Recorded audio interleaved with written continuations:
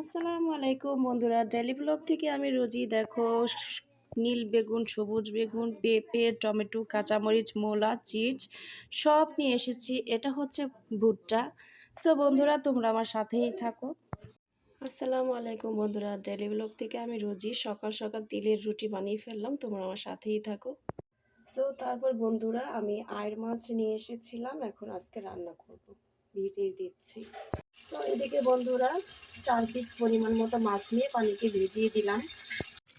তারপর বন্ধুরা, বাজার থেকে যে বেগুন নিয়ে এসেছিলাম, দেখো কত সুন্দর। আমি কিন্তু বন্ধুরা বেগুন গাছ লাগিয়েছি, মোটা বেগুন।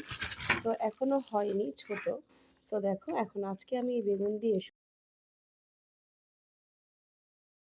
বন্ধুরা, আমার গাছের বেগুন দেখো কত অসাধারণ। সো বন্ধুরা, বেগুন কাটা হয়ে গেছে। এখন এদিকে আমি কাঁচামরিচ গুলিয়ে এনেছি, ভালোভাবে বোটো ছাড়িয়ে রাখবো। কাঁচামরিচের খুশবুতেই বোঝা যাচ্ছে কাঁচামরিচ অনেক ঝাল। লাল মরিচগুলি ভালোভাবে সরিয়ে নিব।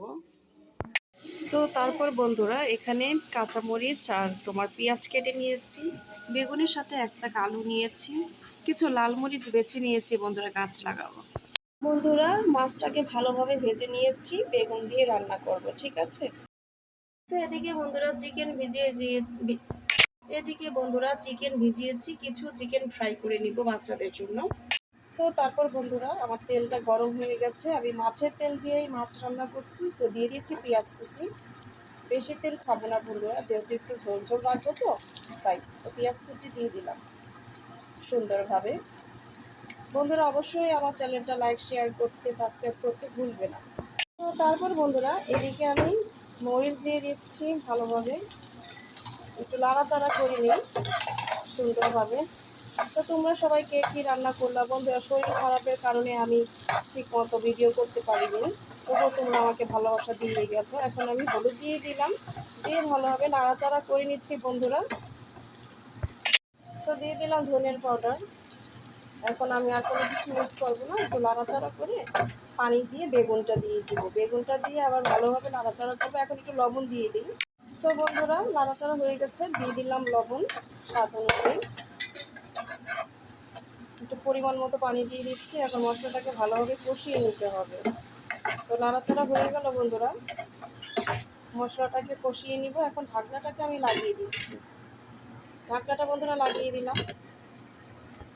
তো তারপর বন্ধুরা, এখন মশলা কষানো হয়ে গেছে, সুন্দরভাবে দিয়ে দিচ্ছি আমি তোমার ধুই রাখা বেগুন।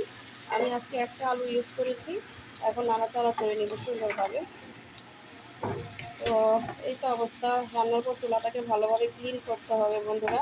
দেখো, এই ছোট ছোট বেগুনটা না, যত ছোট হলে কি হবে, স্বাদ কিন্তু অনেক অসাধারণ, বুঝেছো বন্ধুরা। তো পুরা সুন্দরভাবে আলু দিয়ে বেগুন দিয়ে মাছ রান্না করব।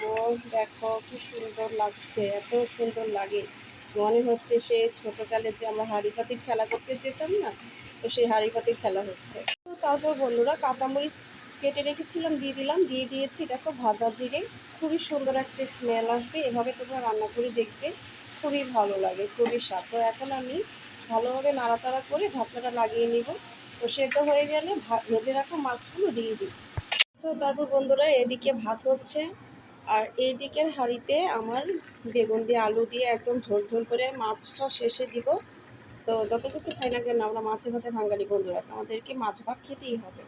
সো তারপর বন্ধুরা, বেগুনটা আমার সেদ্ধ হয়ে এসেছে, সুন্দর একটা স্মেল এবং বলক এসেছে। এখন আমি ভেজে রাখা যে মাছ, সেই মাছগুলো আমি এখন সুন্দরভাবে উপরে সাজিয়ে দিব। সো আমি মাছগুলি সুন্দরভাবে সাজিয়ে দিচ্ছি। এখন ঢাকনাটা লাগিয়ে দিলে হালকা হালকা রস থাকতে থাকতে আমি বন্ধ করে দিব। আপুরা, তোমরা সবাই কেমন আছো? আপুরা, মাছ দিয়ে বেগুন দিয়ে আলু দিয়ে রস রস করে আমি একটা রান্না করছি, মাছ তরকারি। অবশ্যই কমেন্টে জানাবা কেমন হয়েছে। তো বন্ধুরা, বাচ্চাদের জন্য যে চিকেনটা আমি রান্না করি, সেটা ভালোভাবে মশলা মাখিয়ে এখন চুলায় বসিয়ে দিব। একটু পোড়া পোড়া হয়ে গেলে খেতে খুব মজা লাগে। সো আলহামদুলিল্লাহ, আল্লাহর নিয়ামত, হয়ে গেল রান্না। এই দেখো, সুন্দর একটা স্মেল এবং ধোঁয়া এসেছে। রান্না আমার হয়ে গেছে বন্ধুরা। তোমরা অবশ্যই ভালো থাকো, সুস্থ থাকো, আমার জন্য দোয়া করো, আমিও তোমাদের জন্য দোয়া করি। রইল তোমাদের জন্য অসংখ্য ভালোবাসা। রান্না হয়ে গেছে, আজকের মতো এখানেই। আল্লাহ হাফেজ।